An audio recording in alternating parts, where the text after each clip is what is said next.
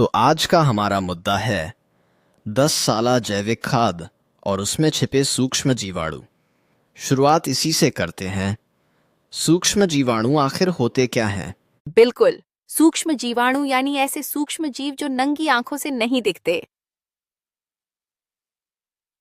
लेकिन मिट्टी के लिए किसी सुपर हीरो से कम नहीं होते।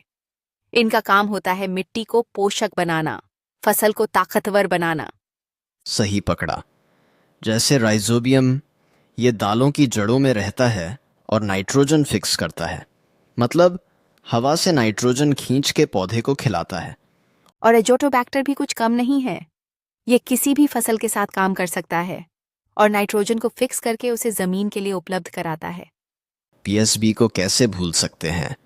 फॉस्फेट घुलनशील जीवाणु। ये फॉस्फेट को ऐसा घोलते हैं जैसे गर्म पानी में चीनी, और फिर पौधों को स्वादिष्ट पोषण मिलता है।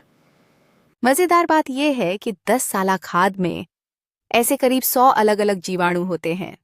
मतलब एक तरह से ये एक जैविक आर्मी है जो मिट्टी को फिर से जिंदा करती है। अब अगर बात करें फील्ड में इसके असर की, तो किसान क्या कह रहे हैं? महाराष्ट्र के अजीत पाटिल की कहानी शानदार है। उन्होंने कहा कि इस 10 साला के बाद उनकी कपास की फसल 30% ज्यादा हुई। और हैरानी की बात, कम पानी में भी पौधे तंदुरुस्त। ये तो साफ दिखाता है कि ये खाद सिर्फ उर्वरक नहीं, एक मिट्टी का डॉक्टर है। मिट्टी की सेहत सुधरे तो फसल अपने आप मुस्कुराती है। और इसकी सबसे बड़ी खूबी, ये रोगों से लड़ने की ताकत भी बढ़ाता है। जैविक संतुलन ठीक होता है तो बीमारी की गुंजाइश ही कम हो जाती है। अब आते हैं असली सवाल पर। इसे इस्तेमाल कैसे करें? 3 आसान तरीके हैं। पहला, बीज उपचार। बीजों को 10 साला घोल में भिगोकर बोना। इससे शुरुआत से ही जड़ें मजबूत होती हैं। दूसरा, मिट्टी उपचार।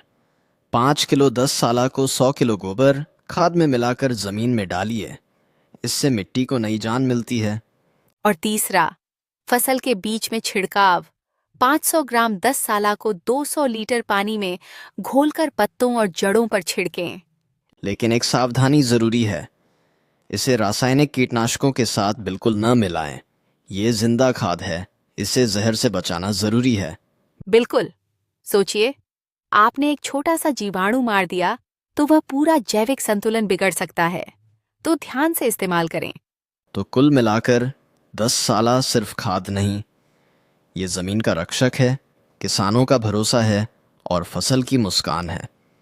और 3 दशक की रिसर्च के बाद जो बना हो उस पर तो यकीन करना बनता है। अगली बार खाद डालें तो सोचिए, बस पोषण नहीं, जिंदगी डालनी है। तो चलिए, आज का एपिसोड यहीं खत्म करते हैं। लेकिन जाते जाते, क्या आप अपनी मिट्टी की सेहत को नजरअंदाज कर रहे हैं? सोचिए और अगली बार खेत में 10 साला जरूर आजमाइए। फिर मिलते हैं एक नई चर्चा के साथ। नमस्कार।